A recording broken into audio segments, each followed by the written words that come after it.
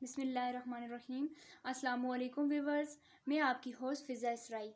आज मैं आपके लिए लेके आई हूँ एक टॉपिक होम्योस्टेसिस, जिसके बारे में हमने डिस्कस करना है। आज हमने होम्योस्टेसिस की डेरिवेशन डिस्कस करनी है, होम्योस्टेसिस की डेफिनेशन डिस्कस करनी है and 3 mechanism of homeostasis discuss करने हैं। लेकिन इस वीडियो को स्टार्ट करने से पहले मैं आपसे रिक्वेस्ट करती हूँ, आप इस वीडियो को लाइक करें, शेयर करें, ताकि ज़्यादा से ज़्यादा फ्रेंड्स के पास ये वीडियो पहुँच सके और ज़्यादा से ज़्यादा फ्रेंड्स इससे बेनिफिट ले सकें। आप मेरे चैनल को सब्सक्राइब करें और बेल आइकॉन प्रेस करें, ताकि मेरी आने वाली हर नेक्स्ट वीडियो आप तक पहुँच सके। अब हम स्टार्ट करते हैं अपना लेक्चर। आज जिसके बारे में हमने डिस्कस करना है वो है होम्योस्टेसिस। आज हमने होम्योस्टेसिस को डिस्कस करना है। सबसे पहले हम देखते हैं जी, what is the derivation of homeostasis. Homeostasis is drive from the two Greek word homeo and stasis. Homeo means same and stasis means turning. अब देखते हैं what is the definition of homeostasis. Homeostasis की क्या definition है? The protection of internal environment from the harms of fluctuation in external environment is called homeostasis.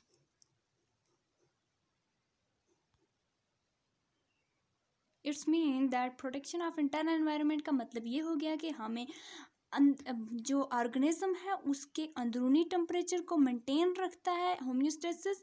जो external environment में fluctuation आती हैं, चेंजेस आती हैं, fluctuation mean changes, fluctuation mean changes, changes. और जो एक्सटर्नल एनवायरनमेंट में जो फ्लक्चुएशन आती है उसके हार्म से प्रोटेक्ट करता है होम्योस्टेसिस इंटरनल एनवायरनमेंट को। इसको हम कहते हैं होम्योस्टेसिस। अब जो होम्योस्टेसिस है, homeostasis is the central requirement for organism and the normal body function. Homeostasis जो होता है एक मेन रिक्वायरमेंट होती है ऑर्गेनिज्म के लिए और उसके नॉर्मल बॉडी फंक्शन को मेंटेन करने के लिए। वो इसलिए क्योंकि होम्योस्टेसिस की मदद से जो ऑर्गेनिज्म होती है वो चेंजिंग कंडीशन में रहने के काबिल होते हैं। अब देखते हैं what are the mechanism of homeostasis.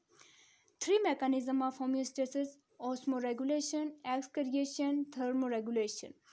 अब ये जो होते हैं 3 मैकेनिज्म, इसमें कंपोनेंट्स होते हैं। वो जो कंपोनेंट्स जिनको जो एक्सटर्नल एनवायरनमेंट में जो चेंजेस आती हैं वो इंटरनल कंपोनेंट को डायरेक्टली इफेक्ट करते हैं, वो कंपोनेंट्स होते हैं।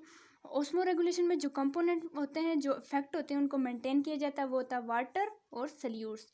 और जो एक्सक्रिएशन में जो कंपोनेंट इन्वॉल्व होते हैं जिनको एक्सटर्नल एनवायरनमेंट डायरेक्टली इफेक्ट करता है वो होता है वेस्ट मटेरियल। और जो थर्मो रेगुलेशन होता है उसमें जो कंपोनेंट्स इन्वॉल्व होते हैं जिनको एक्सटर्नल एनवायरनमेंट जो डायरेक्टली अफेक्ट करता है वो होता है टेम्परेचर। ये 3 मैकेनिज्म यहाँ पे इस तरह से क्वेश्चन आ सकते हैं, 2 तरह के question. What are the mechanism of homeostasis. जब मैकेनिज्म आएंगे उसमें आपने osmoregulation, excretion and thermoregulation लिखना है।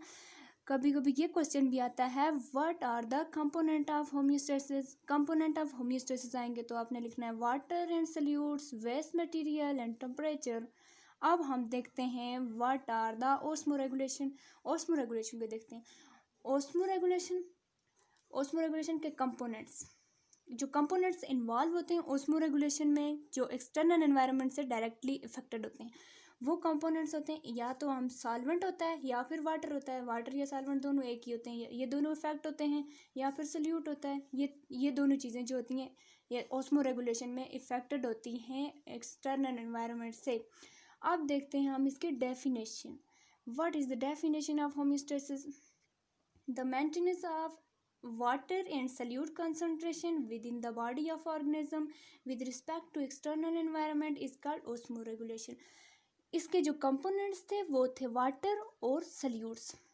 अब जब हम मैकेनिज्म ऑस्मो रेगुलेशन डिस्कस करते हैं उसमें ये होता है, ये जो कंपोनेंट्स होते हैं वाटर एंड सल्यूट कंसंट्रेशन, इनको हम ऑस्मो रेगुलेशन में मेंटेन करते हैं।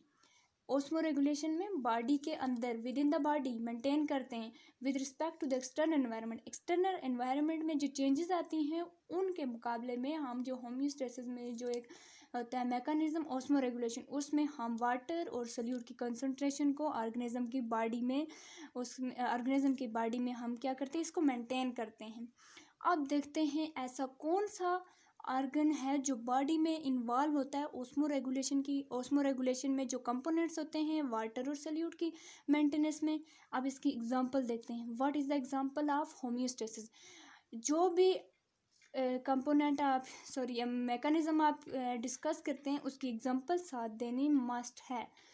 The kidney plays vital role in the osmoregulation. Kidney vital role osmoregulation में प्ले करता है, क्योंकि किडनी जो होता है वेस्ट मटेरियल होता है उनको एक्सक्रिएट करता है बॉडी से बाहर। किडनी में जो होती है मुख्तलिफ प्रोसेस होते हैं उसमें ग्लोमेरुलस फिल्ट्रेट वगैरह जो इसमें इन्वॉल्व होते हैं, प्रेशर फिल्ट्रेशन होती है। ये हम आगे अपने आने वाले नेक्स्ट लेक्चर्स में हम डिस्कस करेंगे किडनी का रोल किस तरह होता है ऑस्मो रेगुलेशन में। यहाँ पे हमने इसी वजह से हमने किडनी की एग्जांपल ली ऑस्मो रेगुलेशन में, क्योंकि ये जो होता है ये वाटर और सल्यूट की कंसनट्रेशन को बॉडी में मेंटेन करता है। जो वेस्ट बनते हैं इनसे वाटर और सल्यूट से उनको बॉडी से रिमूव कर देता है। अब देखते हैं हम जो सेकंड मैकेनिज्म हमने डिस्कस किया था एक्सक्रिएशन। हम देखते हैं what are the component of excretion, what are the components involve in the excretion, what is the definition of excretion, what is the example of excretion. सबसे पहले हम देखते हैं वो कंपोनेंट्स जो इफेक्ट होते हैं एक्सक्रिएशन में एक्सटर्नल एनवायरनमेंट की वजह से। यहाँ पे जो कंपोनेंट्स होते हैं वो वेस्ट मटेरियल्स होते हैं एक्सक्रिएशन में। अब हम देखते हैं इसकी definition. The mechanism which eliminates metabolic waste, जो मेटाबॉलिक वेस्ट को एलिमिनेट करता है बॉडी से रिमूव करता है, स्पेशली जो होते हैं नाइट्रोजनस वेस्ट को एक्सक्रिएट करता है बॉडी से।